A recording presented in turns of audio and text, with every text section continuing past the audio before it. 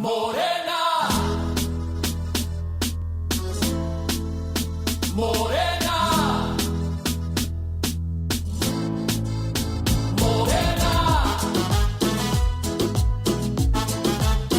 Morena. Hola, ¿cómo están? Saludamos como cada jueves con muchísimo gusto a todas nuestras compañeras, compañeros de Morena, de todo el país. Arrancamos este espacio que es el podcast de la transformación, La Moreniza. Pues contentos de tener nuevos invitados. Hoy nos acompaña la senadora por Chihuahua, Andrea Chávez. Bienvenida a La Moreniza.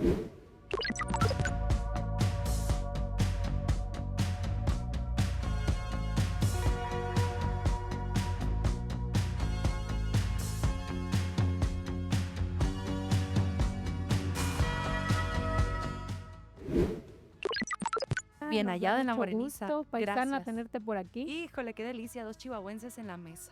Así es.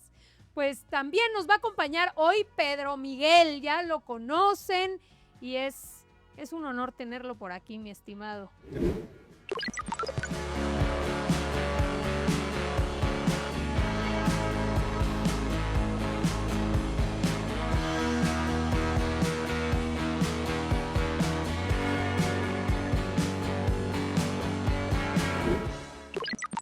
El honor es para mí, querida presidenta.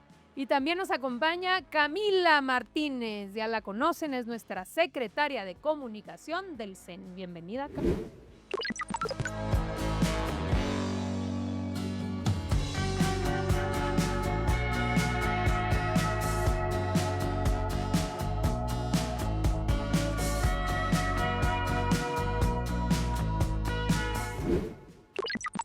Muchas gracias, muy contenta de estar acá en La Moreniza con estos compañeros. Dos jovenazas nos acompañan hoy. Muchos temas de qué hablar. Queremos arrancar este espacio con el Plan B. Ya sabemos que la presidenta de México presentó este Plan B en materia electoral que hoy está en el Senado de la República por discutirse en este espacio, por cierto, pues ahí donde está Andrea, y que tiene que ver con seguir la lógica de acabar con los privilegios y fortalecer la democracia, como dos rutas que se plantearon en el primer proyecto, esto que hemos dicho o hemos denominado el Plan A, que fue esta primera iniciativa que mandó la presidenta de México a la Cámara de Diputados y que tenía que ver con acabar con privilegios. En ese momento se planteaba que acabáramos con la designación unilateral a dedazo de los plurinominales, reducción de presupuestos de partidos políticos, entre muchos otros, era disminuir privilegios. Sabemos también que no obtuvo las 2/3 partes que se requieren para modificar la Constitución y por ello no fue aprobado. La presidenta planteó muy bien, vamos a esta segunda propuesta que esperemos genere consensos para seguir avanzando en acabar con los privilegios que todavía se sostienen en algunas de las áreas. Totalmente, querida presidenta, decirle a la audiencia morenista que esta reforma legal se trata de una manera distinta porque no es nada más una reforma constitucional, es una reforma a leyes federales. Lo que te dice esto es que solo con los votos de Morena, prácticamente en el 90% de este Plan B, podríamos alcanzar el ahorro deseado de hasta 4,000 millones de pesos, que era la propuesta inicial. Es decir, la doctora Claudia Sheinbaum Pardo, presidenta de México, propone una reforma constitucional para terminar con los privilegios y ahorrarle así al pueblo de México 4,000 millones de pesos. No alcanza la mayoría calificada en la Cámara de Diputados y entonces encuentra la forma en leyes reglamentarias y federales de tener este ahorro milmillonario. ¿A través de qué? De reducir los salarios multimillonarios de magistrados electorales, tanto federales como locales, de consejeros electorales, tanto federales como locales, de regidores. Fíjate nada más, hay regidores en nuestro país que ganan 150,000 pesos al mes más que la presidenta de la República, vulnerando un principio constitucional de austeridad republicana creado en la administración del licenciado Andrés Manuel López Obrador, en donde se topan los salarios de los funcionarios, servidores públicos y representantes populares, vulnerando también los salarios millonarios, milmillonarios, de los diputados locales en aquellos congresos locales en donde no se ha aprobado la austeridad republicana. Por ejemplo, en el estado de Chihuahua no hay mayoría de Morena y una mayoría blanquiazul de los pitufos de la aldea, y entonces allá no aprobaron la reforma constitucional de austeridad republicana y en este momento los diputados locales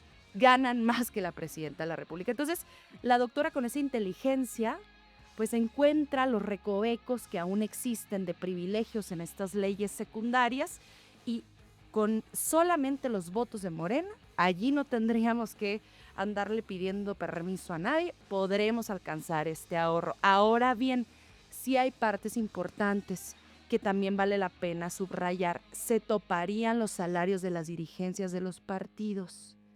Eso es importantísimo porque luego también hay dirigencias en determinados partidos políticos que tienen enquistados allí mucho tiempo, muchos años, que no cambian esas dirigencias y que ganan más que la presidenta de la República también. Eso en cuanto al ahorro. Y en cuanto al fortalecimiento de la democracia, imagínense que lo autoritario, según expresa la oposición, es que la presidenta se quiera someter a revocación de mandato. Es el colmo ya. El colmo.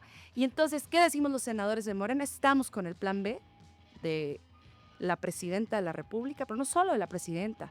Es el plan B que respalda de manera mayoritaria. El pueblo de México nos lo dicen en las calles los mexicanos.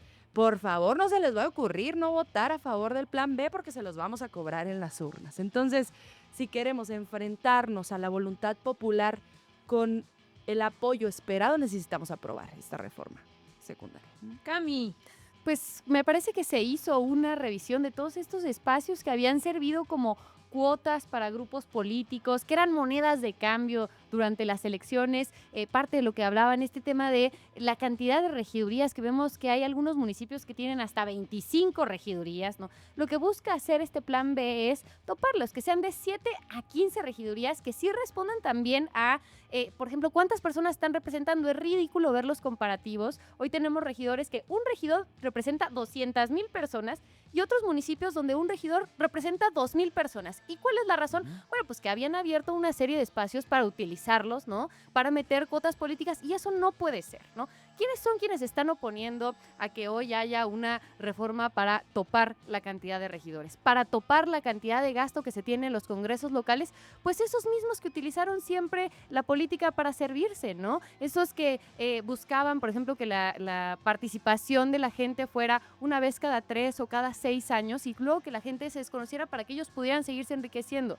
A mí me parece que hoy lo que se está buscando hacer con este plan B, con esta reforma, es primero poner un límite, ¿no? Para que pues no sean los políticos los que siguen ganando más, gastando más, viviendo mejor que la gente, sino que la política realmente esté al servicio del pueblo, y por otro, fortalecer estos mecanismos. Hoy nuestra Constitución dice que el poder está en el pueblo, y no dice que el poder esté en el pueblo cada 3 años cuando hay posibilidad de votar. No, o sea, lo que dice es, en todo momento, la gente tiene la posibilidad de poder hacer la evaluación de cómo están sus gobiernos, de cómo lo está haciendo su presidente o presidenta de la República, su gobernador o gobernadora. Queremos que llegue a todos los espacios, y entonces en ese sentido me parece muy bien que se pueda abrir que la revocación de mandato sea en el 3er o el 4.º año de gobierno, ¿no? Me parece que sería muy importante, por ejemplo, también para garantizar que más gente participe. Lo vimos con la revocación de mandato del presidente López Obrador, ¿no? El INE, una de sus grandes quejas fue que no había suficiente presupuesto, quitaron una gran cantidad de casillas y le impidieron a mucha gente que quería participar en este ejercicio de participación ciudadana el poder hacerlo. ¿Por qué queremos reformar este marco legal electoral?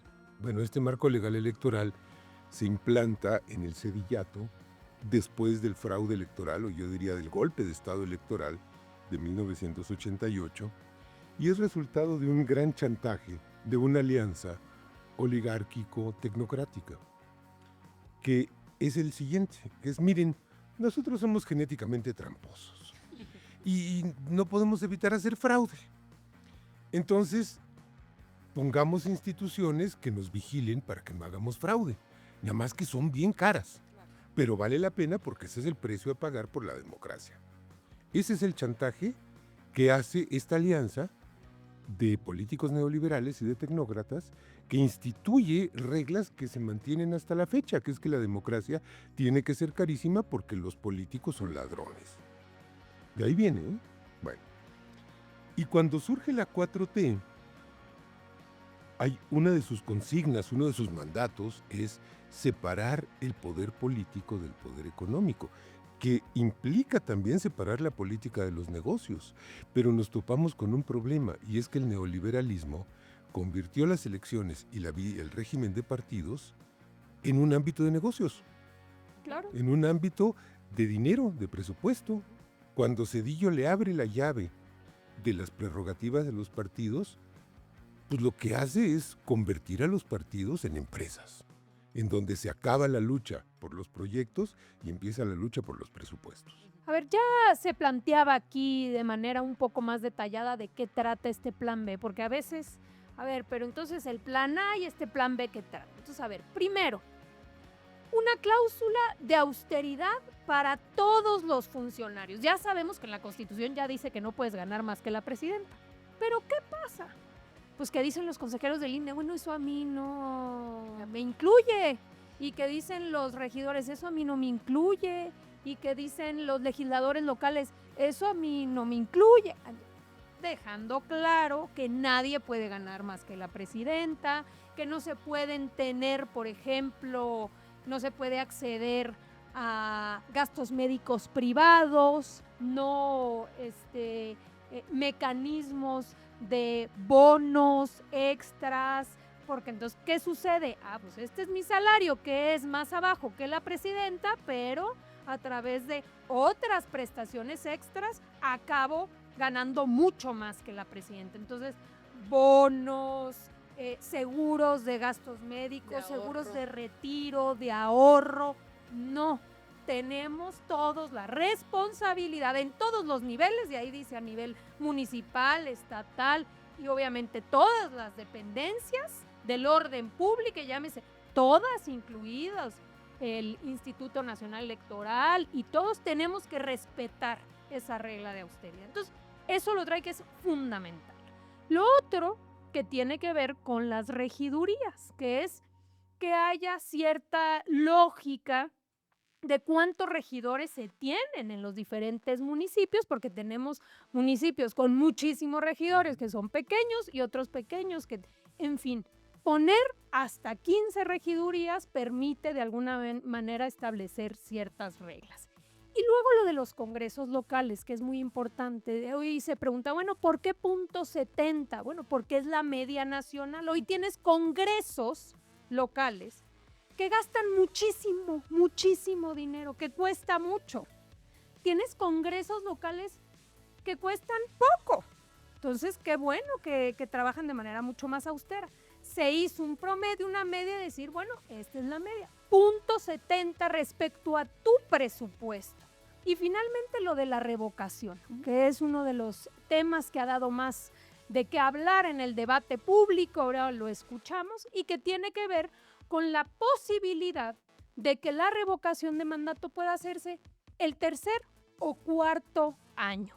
Solamente esa es la modificación, la posibilidad de que se haga. En este caso sería o 27 o 28, pero no se está legislando para hoy, sino que en el futuro se abra la posibilidad que la revocación se pueda solicitar. Por cierto, se tiene que solicitar por parte de un número determinado de ciudadanos que va y pide que se someta eso a consideración del pueblo, y el pueblo decide si quiere o no quiere que continúe su presidente o presidenta, y no solamente es para la figura presidencial. La idea también es que pueda extenderse a otros espacios, llámese gobernadores o presidencias municipales. Y me parece interesantísima esta última parte, porque al plan A, a la reforma constitucional, le llamaron desde la oposición la ley Maduro, ¿no? Claro. Intentando acusar de autoritaria la propuesta hecha por la presidenta con mayor legitimidad en la historia reciente de México, ¿no? compartida desde luego con quien fuera nuestro presidente Andrés Manuel López Obrador. Y fíjate qué contradicción tan grande que lo que acusan de autoritarismo es regresarle el poder a la gente, de poner a sus políticos en donde están y de quitarlos antes de que concluya su mandato, porque son 6 años, son muchos años. Mira, me dicen, Andrea, ¿por qué si Claudia tiene tanta legitimidad? ¿Por qué quieren entonces hacer la revocación de mandato? Pues para institucionalizar esta figura. Imagínense que hubiera sido de México si hubiésemos tenido la posibilidad de revocarle el mandato a Enrique Peña Nieto, a Felipe Claro. Calderón, a Vicente Fox, a Ernesto Zedillo, a Carlos Salinas de Gortari, el sufrimiento que nos hubiéramos ahorrado. Qué gran contradicción que eso sea lo autoritario, regresarle el poder al pueblo. Y también hay una parte que a mí me gusta mucho de la reforma que tiene que ver con prohibir las aportaciones en efectivo para poder fiscalizar los recursos a los que acceden las y los candidatos en los procesos electorales y prohibir de tajo también aquellos que tengan procedencia extranjera. Ujú. O sea que No dinero de fuera. cero intromisión. Aquí en México mandamos las y los mexicanos y eso es importantísimo. Y fíjense, para uno que está escuchando y a lo mejor no es senador o es diputado, pues sería lógico votar a favor de este plan B. Pues fíjense que no es así. El PRI ya dijo que no va, el PAN ya dijo que no va, el PAN naranja ya dijo que no va, que porque tiene otra propuesta mucho mejor. Les digo, no tendremos cosas más importantes que andar discutiendo la reforma que propone el partido político que solo ganó un distrito federal a nivel nacional y que tiene 30 diputados federales.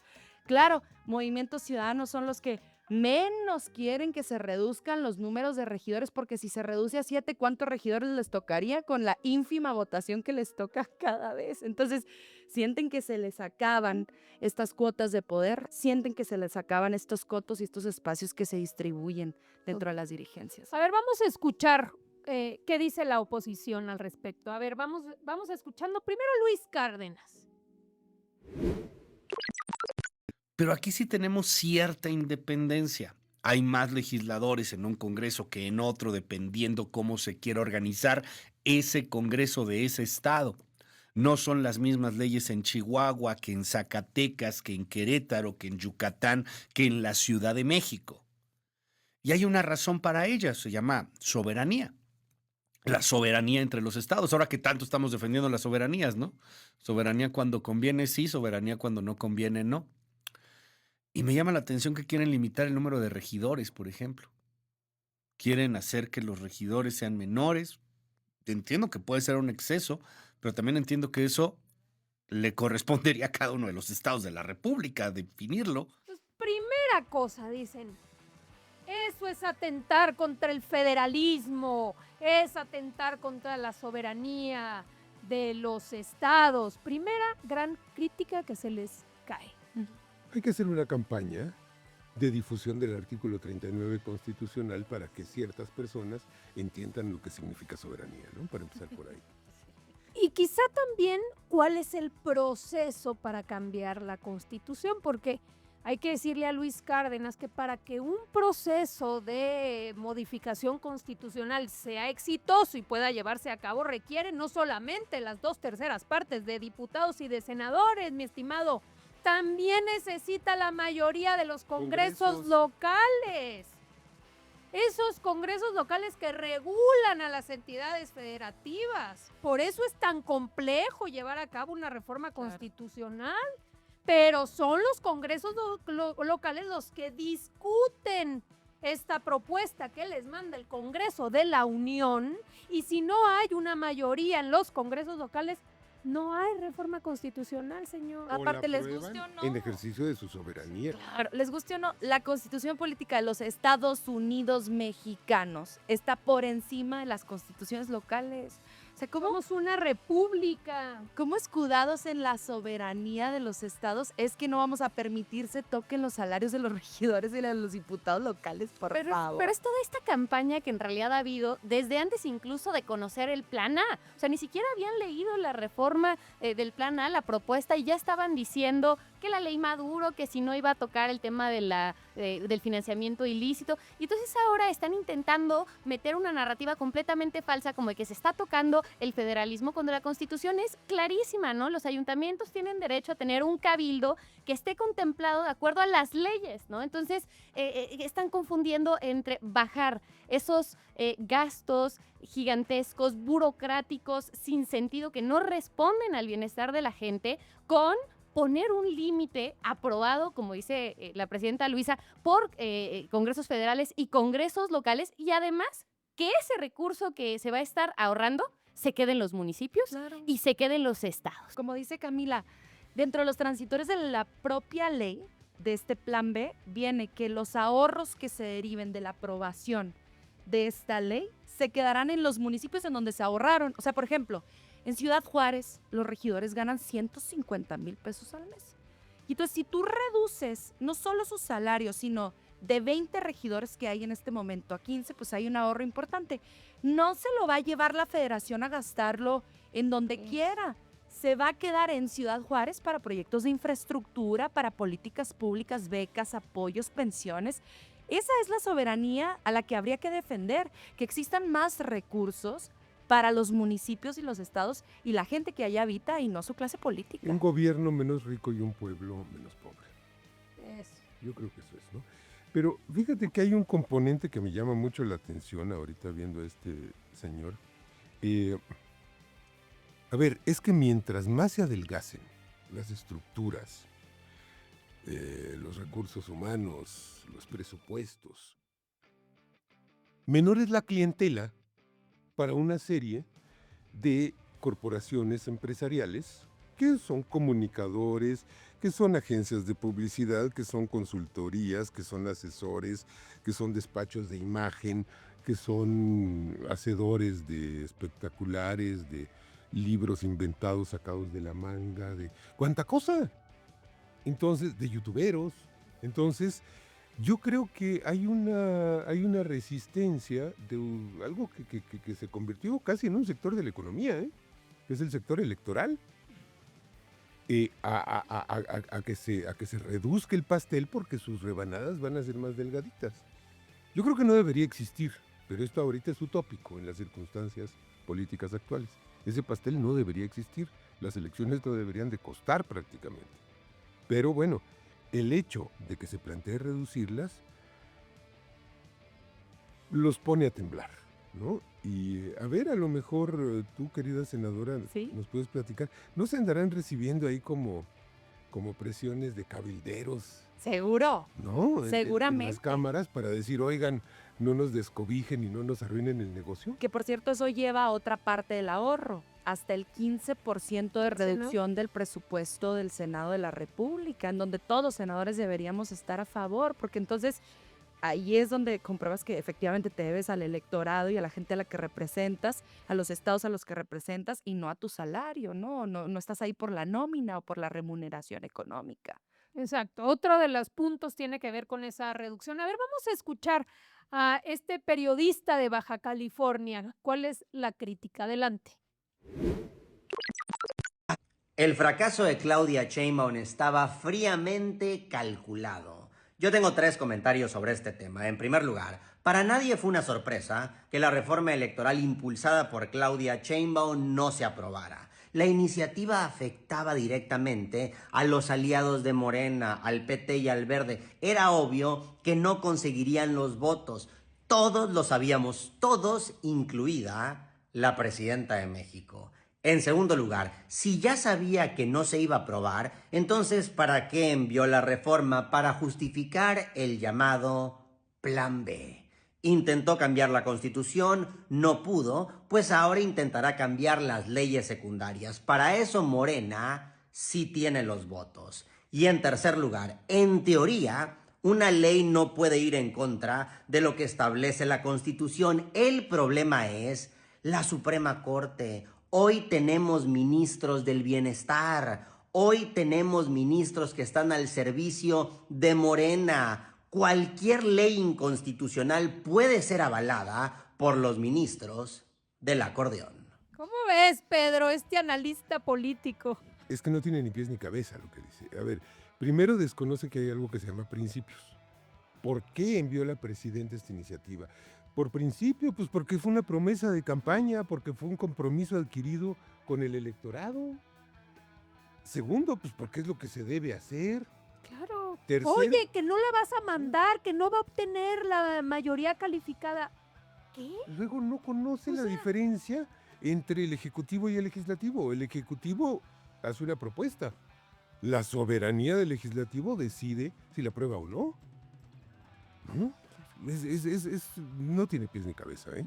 Tiene que ver con eso y hablarlo aquí. Es decir, a ver, parte de la crítica de esta gente es ¿por qué a sabiendas de que no iba a obtener las 2/3 partes manda la presidenta una propuesta? A ver, no señores, no es una derrota, es una victoria para el pueblo de México que estos debates se estén dando en el terreno público.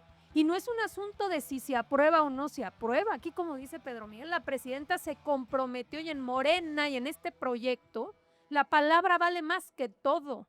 Y si tú dijiste que te comprometías a que ibas a hacer una reforma y lo dijiste porque forma parte de tu proyecto, lo haces.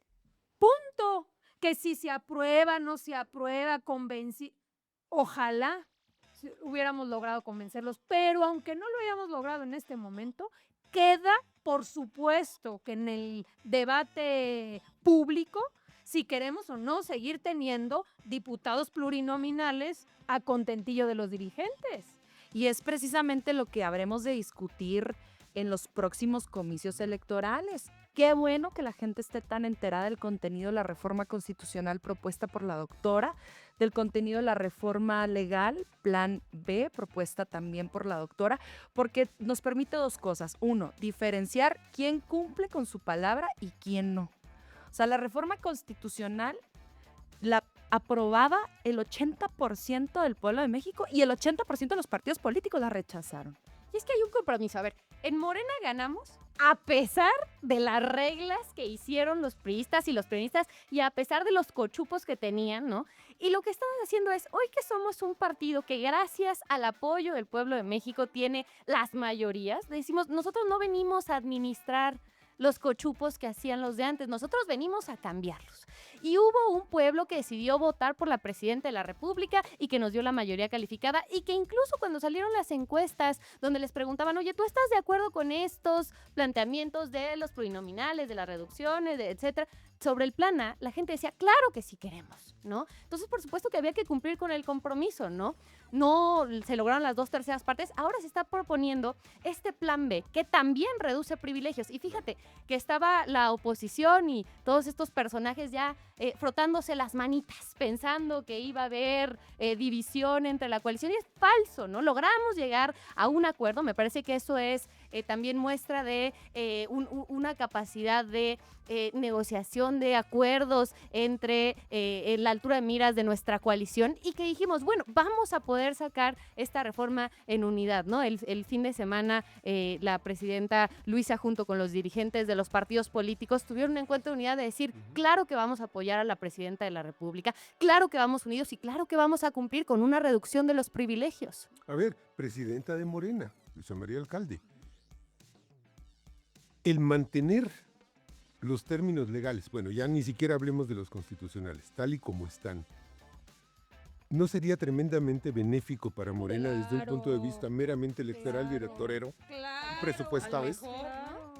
Si eso es lo que no le cabe a la oposición, dice, pero lo que nosotros no logramos entender es cómo Morena, habiendo con esas reglas ganado tanto, las quiere cambiar. ¿En qué cabeza cabe? Lo que no En la le cabe es cabeza la de la ética. congruencia. De los principios. Pues sí, eso no lo entiende. En la parte de movimiento de Morena, que no solo partido político, sí, somos un vehículo que llega a las elecciones con candidatos, con candidatas, pero también somos un movimiento basado en principios. En servir No, a y la al gente. contrario, se llega al poder para poder transformar lo que has criticado siempre. ¿A poco es nuevo decir que es un exceso que 7,000 millones de pesos se ven a los partidos políticos? Lo hemos dicho siempre y lo sostenemos ahora que Morena es el partido que más recursos recibe por ser el más grande. Y el de Siempre hemos estado en contra de cómo se elegían a los plurinominales. Tan es así que nosotros mismos establecimos la tómbola.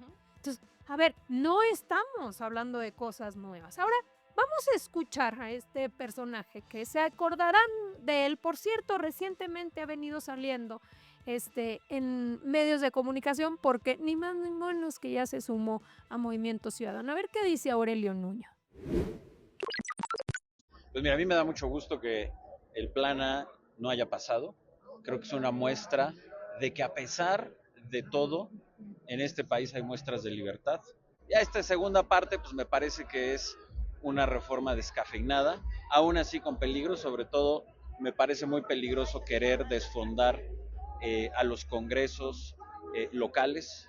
Los congresos locales necesitan apoyo, la política local necesita apoyo, no que se le quiten recursos. ¿Cómo ves, Pedro Miguel? Desfondar. ¿Pero te acuerdas de este personaje? Por favor, Sí. dile a la audiencia morenista, por si algún despistado no se acuerda, quién es Aurelio Nuño, porque resulta que este señor, y lo veíamos allá en el fondo anaranjado, forma parte ahora del nuevo Consejo Consultivo de Movimiento Ciudadano. ¿Cómo ves? Bueno, Aurelio Nuño es el secretario de Educación Pública de Enrique Peña Nieto, el encargado de instrumentar la contrarreforma educativa, privatizadora, depredadora, destructora de la educación pública, pero hay algo más grave.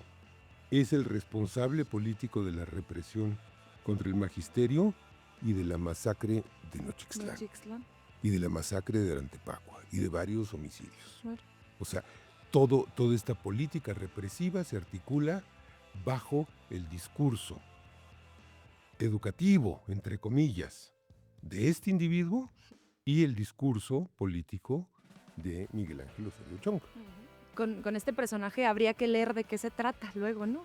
Tan célebremente conocido por mandarnos a leer a todos los mexicanos y las mexicanas. Y no solo conocido por su persecución emprendida en contra de la clase magisterial en México, sino también conocido por el desdeño al sistema público mexicano, porque ese sistema neoliberal se dedicó a desmantelar lo público y a venderlo absolutamente todo. Ellos perdieron muchos privilegios con que fuera la propia Secretaría de Educación Pública quien diseñara los contenidos de los libros de texto, porque entonces perdían a sus grandes proveedores con quienes seguramente tenían pues muchas participaciones de por medio. Entonces, pues mira, qué curioso, dice el PAN Naranja que es muy ajeno al PRI. Y mira, tiene a los De lo máximos más rancio. exponentes del PRI de Consejo Consultivo.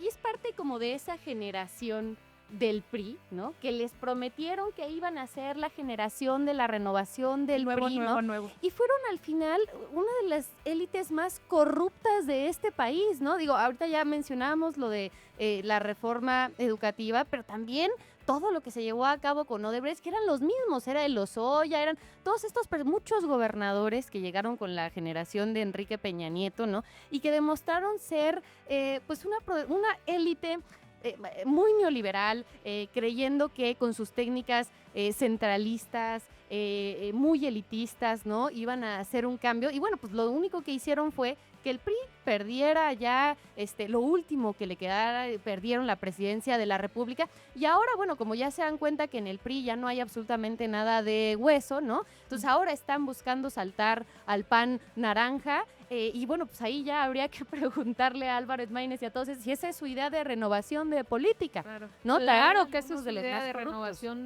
de política. O sea, es que es el colmo. O sea, trayéndose de lo más corrupto del priismo. Así es. Digo, o sea, acordémonos del sexenio de Peña Nieto y lo que representaron ellos como secretarios de Estado. Era la corrupción. En todo había negocio, en absolutamente todo. La distribución del... Todo. La estafa maestra fue a través de las universidades, siendo el secretario Siendo de el Educación. secretario, era ese es el símbolo, digamos, de traértelo ahora a Movimiento Ciudadano, pues sí. Pero fíjate que la senadora Andrea Chávez menciona algo que es bien importante, que es cómo la contratación como política, la contratación con privados, se vuelve como el eje articulador de la política educativa en la SEP. Y esto, miren cómo esto embona con el negocio electoral que los chompiras de estos están estableciendo en el IFE, después INE, ¿no? En donde se forran de dinero los asesores, los consultores, los conferencistas, los tatatí, los tatatá, Todo su ¿no? contratación. Todo subcontratado, ¿no? Que son pues, la mafia. ¿Qué mafia son? Pues es la mafia de Nexos, es la mafia de los académicos, estos que se hicieron millonarios. Que luego se enfurecieron cuando llegó el presidente López Obrador y les dijo, na. Bueno, por último, el debate de la revocación. Vamos a escuchar qué dice el dirigente panista respecto a este punto, porque en eso sí estamos de acuerdo, en que sí pueda ser la revocación, la posibilidad de que sea en el 27 o en el 28, dice el panismo. Adelante, qué bueno que acompañen esta propuesta. A ver, vamos a escucharlo.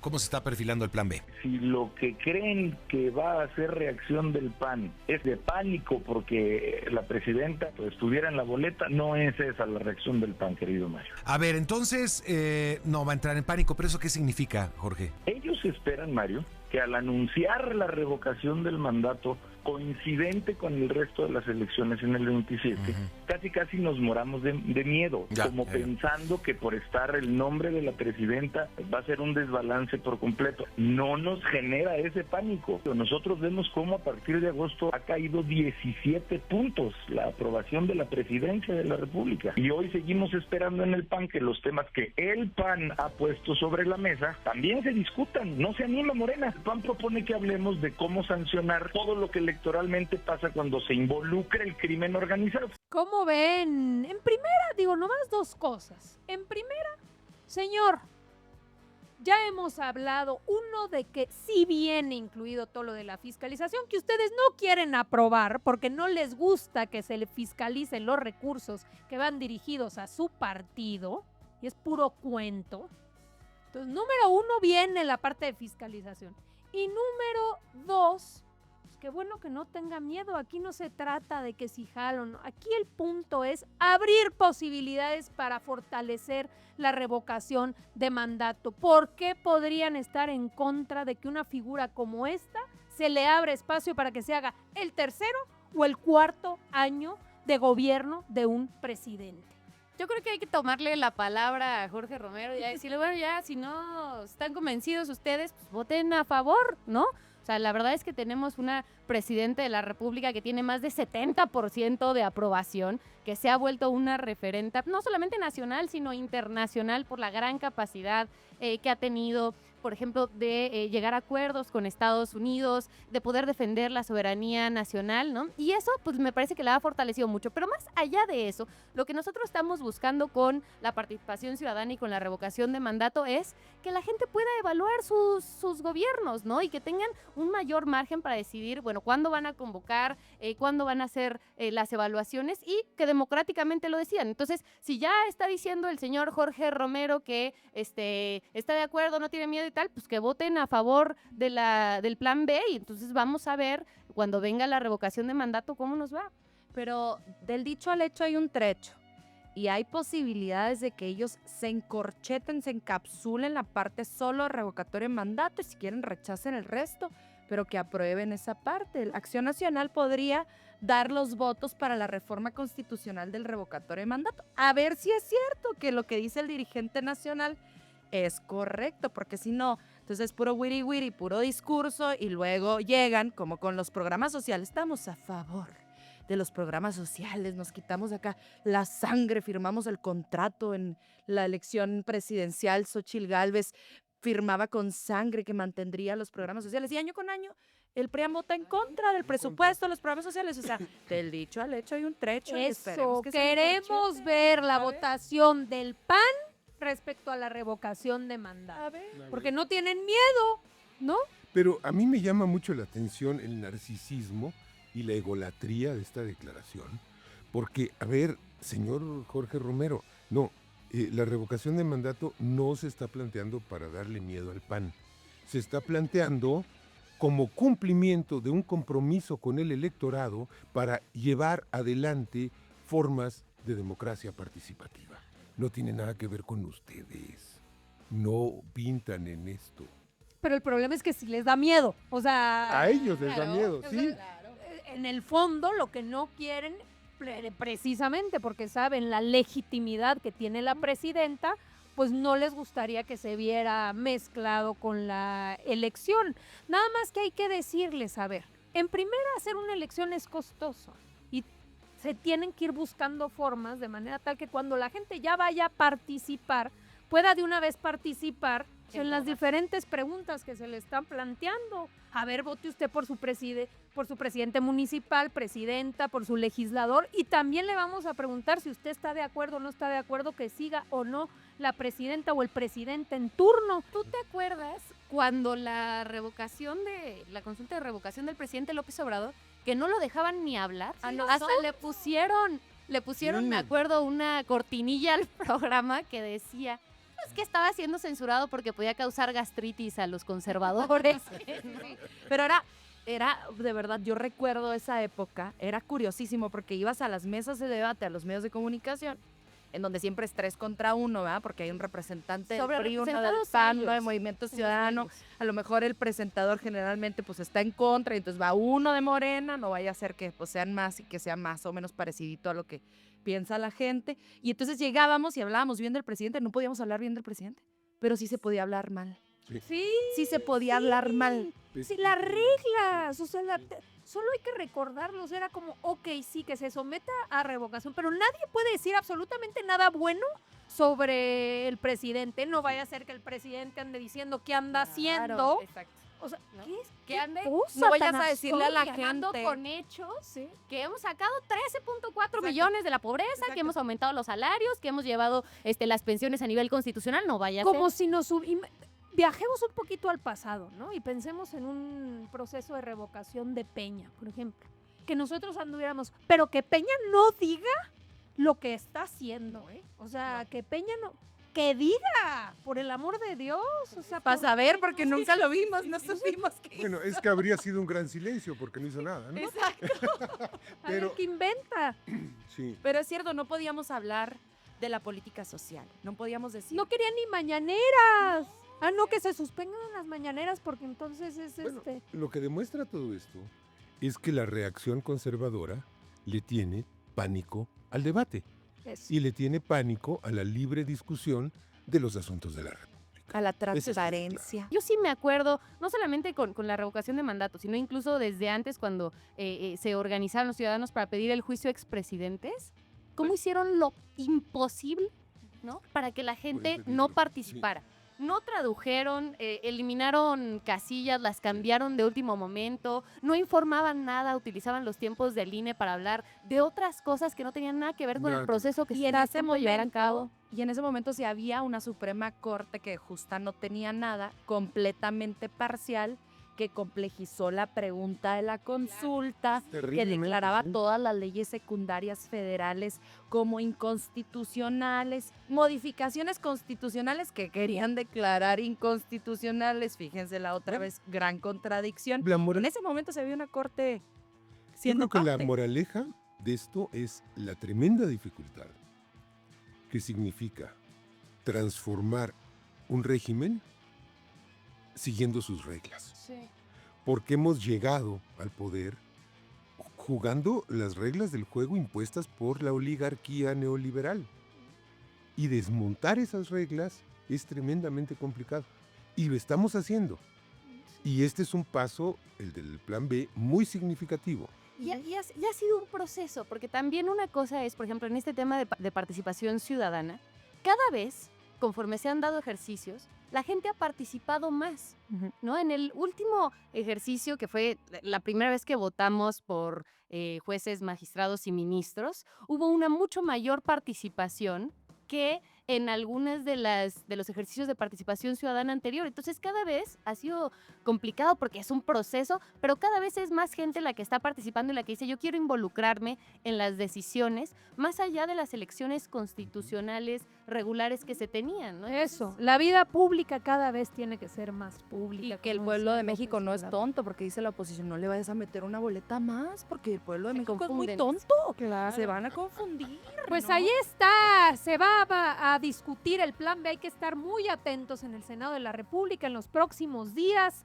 De aprobarse las 2/3 partes en el caso de la constitucional, pasaría a la Cámara de Diputados y luego a los congresos locales. Hay que estar muy atentas y atentos. Ahora, pasemos al siguiente tema. Salió el presidente López Obrador, saca un tuit y la oposición enloquece, porque cada que el presidente López Obrador sale, despierta a todos los que se creían dueños de México, los enferma de rabia, sale todo su odio, porque el problema y el coraje que le tiene a López Obrador es que ellos no tienen y nunca tendrán autoridad moral. Entonces sale López Obrador a hacer un planteamiento, que aquí está el tuit en pantalla, que dice: estoy en retiro, pero me hiere que busquen exterminar por sus ideales de libertad y defensa de la soberanía al hermano pueblo de Cuba. A quienes piensan que se trata de un pleito ajeno, les recuerdo lo que dijo el general Cárdenas cuando fue la invasión de Playa Girón. No es lícito preconizar nuestras indiferencias ante su heroica lucha porque su suerte es la nuestra. En consecuencia, invito a todos a depositar en la cuenta Banorte, y pone el número de la cuenta Banorte que aquí dejamos en pantalla, de la Asociación Civil Humanidad con América Latina, abierta por ciudadanos, escritores y periodistas para comprar alimentos, medicinas, petróleo y gasolina y ayudar al pueblo cubano. Que cada quien aporte lo que pueda. De entrada, hace este planteamiento nuestro querido presidente López Obrador, con un pueblo en resistencia que está sufriendo, hace este llamado, y por un lado que sepamos que está este llamado el presidente López Obrador y que todos colaboremos en lo que podamos, pero por el otro también hablar tanto de este tema como de la reacción de la oposición. ¿Qué les sucede cada que sale Andrés Manuel López Obrador? Pues mira, con esto nuevamente revelan su naturaleza mezquina. La indiferencia que les genera el dolor ajeno, que lo hemos visto en absolutamente todas partes, en cualquier tragedia, sea fuera de nuestras fronteras o dentro de nuestras fronteras. Para ellos, donar nunca ha sido opción porque su naturaleza es profundamente individualista. No hay pensamiento colectivo, no hay apoyo solidario que sea permitido dentro de su ideología, dentro de su manera de ver el mundo. Y entonces llega el expresidente con mayor legitimidad en la historia de México y dice: oye, vamos a ayudar a un pueblo que está sufriendo de hambre, vamos a ayudar. El día de hoy nacerán 500 niños cubanos en una clínica, en un hospital sin luz, donde no tendrán acceso a un respirador, a una incubadora calientita. Fíjate nada más, a culpa de la voluntad de otra nación. Y no podemos mantenernos indiferentes y ajenos Y ni a siquiera eso. de otra nación. De una facción mafiosa, delictiva, criminal, apoderada del poder. Total. Ahora, aquí, o sea, digamos, un poco como la reflexión. Por un lado, más allá de me cae bien, no me cae bien el régimen, aquí el tema es el pueblo solidario mexicano respondiendo frente a una situación de dolor y de crisis de una nación. A pesar de uno de los principios constitucionales, porque aquí no es de que si me gusta, no me gusta, nuestra Constitución establece algo muy claro, que tiene que ver y está relacionada con el respeto a la soberanía y autodeterminación de un pueblo. Oye, ¿no te gusta? Pues a ti no te toca decidir por otro pueblo qué tipo de gobierno tiene, mi estimada, mi estimado. Te toca respetar al pueblo hermano y te toca en todo caso, en caso de crisis, apoyar de manera solidaria. Y responder también a una solidaridad que México y Cuba siempre han sido países hermanos. O sea, yo me acuerdo mucho en la pandemia de 2019 cómo llegaron médicos cubanos y el otro día estaba leyendo la cifra, salvaron más de 700,000 personas. ¿Todavía hay? Entonces, esa parte de esa solidaridad que ellos tuvieron con nosotros en un momento complicado, en un momento difícil, me parece que ahora, ¿no?, nos toca a nosotros también ser solidarios con ellos, también decir, bueno, si aquí podemos ayudar en algo, si podemos mejorar las condiciones de la vida de la gente, por supuesto que hay que hacerlo, ¿no? Claro que hay una oposición que está enfurecida, porque imagínate, pensaron que ya se habían librado de Andrés Manuel López Obrador, ¿no? O sea, un hombre que no siguió sus reglas, un hombre que pudo sortear las trampas que le hicieron con todas estas campañas de desprestigio, con estas noticias falsas que intentaron desaforarlo, que intentaron perseguirlo, que intentaron sabotearlo durante su gobierno, ¿no? Y aún así, pues terminó siendo uno de los presidentes más queridos de este país, que le hizo justicia a muchos millones de personas, ¿no? Que terminó con muchísimos privilegios. Entonces, de repente, ¿no?, para ellos decir, bueno, ya no está, porque se retiró democráticamente de la vida pública Andrés Manuel López Obrador, y de repente que ponga estos mensajes de solidaridad internacional, pues se le sale el corazón, porque dice, no, ya viene otra vez a volver a darnos por debajo de la lengua. Vamos a ver qué dijo la presidenta. México siempre ha sido solidario con el pueblo cubano, siempre, un pueblo hermano,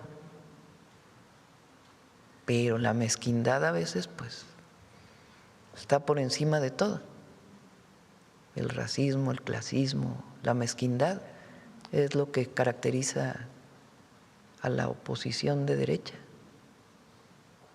y acá pues es el humanismo, la fraternidad. Entonces, como presidenta, pues nos corresponde, sin poner en riesgo a México, seguir apoyando al pueblo de Cuba. Seguir apoyándolo, porque esa es la esencia de lo que somos.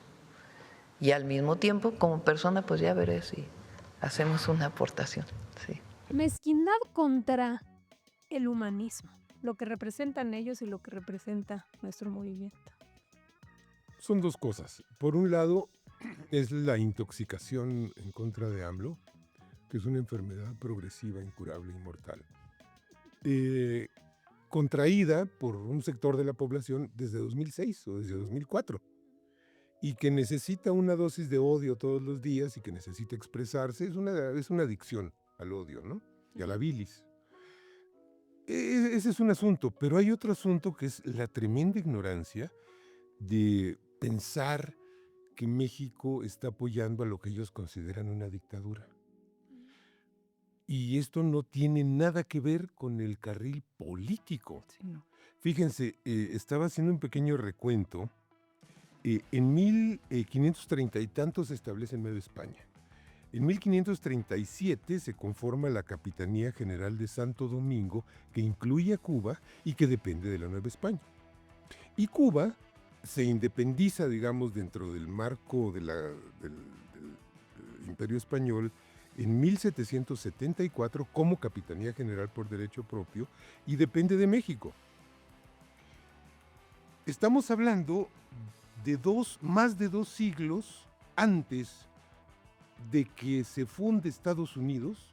Hay una relación histórica, fraterna, entre México y Cuba. Estados Unidos se funda en 1776, es la Declaración de Independencia, ¿no? Aquí estamos hablando de 1537. Bueno, entonces hay una relación histórica que no se puede ignorar, Claro. independientemente de regímenes políticos, de gobiernos, de lo que sea. En segundo lugar, hay una obligación de respeto al marco constitucional mexicano y a la legalidad internacional, Claro. que proscriben la intervención en asuntos internos de otros países. Punto. Por lo tanto, si es dictadura, democracia, y yo decía, o si es monarquía, anarquía o florería, es asunto de las y los cubanos, no de Estados Unidos ni de México. Y tercero, hay un principio humanista de ayudar a quien lo necesita. Y en ese principio humanista, México ha ayudado a Chile, gobernado por Piñera, que era un reaccionario. Ha ayudado a Turquía, gobernada por Erdogan, sin que tengamos que juzgar quién es Erdogan. Ha ayudado a Estados Unidos, gobernado por Bush, en el caso del huracán Katrina, gobernado por Trump. Y no nos ponemos a juzgar quién gobierna, ni si está bien o si está mal, o si es dictadura, o si es democracia, o si es qué. Ayudamos pues porque la gente está sufriendo. Esto no tiene nada que ver con un juicio político sobre Cuba. Ahora, que la oposición salga con tanta rabia a decir, pero ¿por qué llaman a la solidaridad? Eso no es... ¿Qué onda? Digamos, qué nivel de mezquindad, como dice la presidenta? ¿Por qué? ¿Cuál es el coraje? Bueno, aquí se planteaba, estamos hablando de hospitales, o sea, de las carencias más indispensables. O sea, ¿cuál es la oposición? ¿Su lógica es la indiferencia frente al sufrimiento del de enfrente? O sea, ¿eso es lo que quieren establecer como principios para esta sociedad, para esta humanidad de hoy y del futuro de las nuevas generaciones? Lo que está sufriendo el pueblo cubano es para que el mundo estuviese estremecido, de verdad. Así Sí, de no, fácil. ¿verdad? Cualquier persona que se diga humana, pues debería estar estremecido con lo que está aconteciendo. Pues aquí dejamos la información y la convocatoria de nuestro presidente López Obrador para que todas y todos sepamos, conozcamos bien cuáles son los datos y si podemos, apoyemos.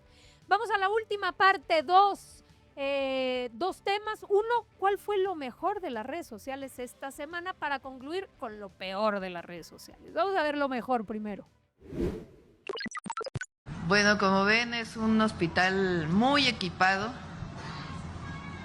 Tiene... Son los niños y niñas de la escuela de enfrente.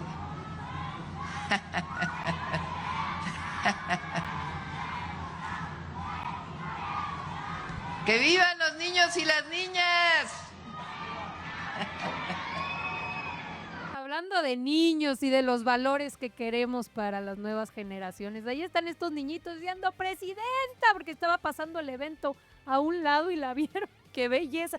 Y ahora las niñas pueden soñar con ser presidentas de la República. Ese horizonte que no les era permitido ahora es posible. Y también es el reflejo de que en sus casas sus papás les deben decir: hoy tus becas, hoy los apoyos de tus abuelitos, hoy son gracias al proyecto de la Cuarta Transformación. Entonces, qué bonito ver esa emoción que tienen los niños de irla saludando y tal, porque saben pues al final que ha generado un proyecto que ayuda directamente a sus familias. Pero ¿no? siempre ha sido una rockstar con los niños y con las niñas, siempre. Eso estaba pensando, imagínate estar en el salón de clase y de repente escuchar a la presidenta que esté y te sales, presidenta. Escuchen las mañaneras los papás, reconoces la voz, ¿no? Sí, y que no sea una presidenta o una funcionaria pública a la que tienes que corregir, como Aurelio Núñez, que le tenían que decir, oiga, se dice leer, no leer, ¿no? Oye, pero ¿cuántos apoyos? La escuela es nuestra, está mejorando sus escuelas, sus instalaciones. La beca recientemente creada Rita Cetina para estudiantes de secundaria, antes Benito Juárez para estudiantes de preparatoria, y el reciente anuncio que hizo la presidenta de la ampliación de Rita Cetina para las niñas y los niños de primaria. Por muy gratuita que sea la escuela, si el niño lleva hambre, va a ser muy difícil que aprenda algo, y la doctora tiene esa conciencia social que le permite generar estas políticas públicas que rescaten a las infancias y que los acompañen y los hagan crecer hasta donde quieran. Totalmente, pues ahí está. Y vámonos finalmente con lo peor de las redes sociales. Ahora se la llevó Gil Suart. Vamos a ver qué dijo. A ver, dice, un día como hoy, 13 de marzo, a esta misma hora, y hace exactamente 20 años, se transmitió en Televisión Nacional el primer spot en el que alertamos que @López Obrador era un peligro para México. Y que vaya que se cumplió la profecía, dice Gil Suart. A ver el video. Este es el segundo piso de la Ciudad de México. ¿Cómo pagó López Obrador por él? Se endeudó. Las pensiones, se endeudó. Triplicó la deuda del DF. Si llega a presidente, nos va a endeudar más y vendrá una crisis económica, devaluación, desempleo. Estos son los grandes planes de López Obrador. Un peligro para México. Pues ahí está Gil Suart reconociendo que fueron ellos los de la campaña de un peligro para México. Qué bueno, por lo menos que reconozcan cómo se metieron en la campaña del 2006 y cómo hicieron ese fraude electoral. Ahí está el peligro para México. Fíjense todo lo que planteabas, que se le pregunte a los adultos mayores, a las personas con discapacidad, al 80% del pueblo de México, a los 13 millones de familias que salieron de la pobreza, a los que han logrado a través del incremento del salario mínimo mejorar sus ingresos, su vida. Que se le pregunte al pueblo de México, mi estimado Gil Suart. En la nómina, por cierto, de la panista María Eugenia Campos, las y los no, pues, chihuahuenses pagamos el salario del señor Roberto Gil Suárez, de Ernesto Cordero y de aquellos llamados rebeldes del PAN en aquella época, Javier Lozano, etcétera, que aún siguen ¿Y dónde anda viviendo Gil del Suárez? erario. Seguro en Movimiento Ciudadano, ¿no? ¿O ¿Dónde? Puro calderonista, pues. ¿Dónde anda de veras? ¿Quién sabe? Mira, el problema, a ver, no es la mendacidad de la frase de que López Obrador era un peligro para México. El problema es la concepción de México que ellos tienen. Claro, Y exacto. es que en su mapa mental México es una tira muy delgada, muy delgada, muy delgada, que va del Pedregal de San Ángel, pasa por las Lomas, luego llega a San Pedro Garza García. Es una franjita de territorio, eso es México. Y sí, luego sí, López Obrador era un peligro para ese México, ¿no? Es el México de Ricardo Salinas Pliego, en donde los empresarios no deberían pagar un quinto de impuestos. Es el México en donde todos son designados por vía directa a las dirigencias, lleno de plurinominales. Es el México que pues están añorando los del prianismo, ¿no? Y solamente decir que este tipo de campañas que quisieron generar miedo, desinformación, que quisieron hacer una campaña injusta, porque más obviamente estaba operada la campaña en contra de Andrés Manuel López Obrador desde el gobierno de la República, ¿no? Fue lo que después devino en reformas, ¿no? Para impedir estas campañas negras de desprestigio. Hoy, por ejemplo, el plan A de la Presidenta de la República traía una parte importantísima, que era que todos los videos que se hicieran con inteligencia artificial pudieran tener una etiqueta para que la gente los vea. Porque ¿qué es lo que está haciendo la oposición?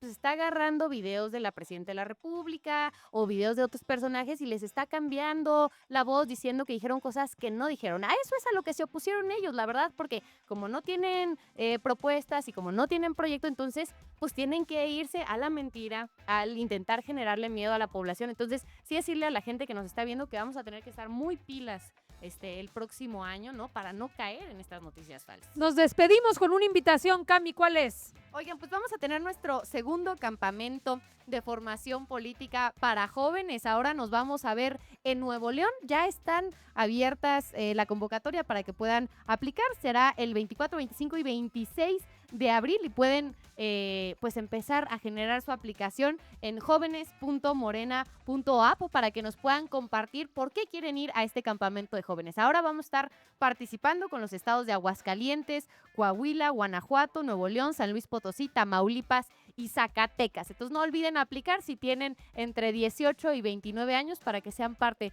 de este campamento de formación política de Morena.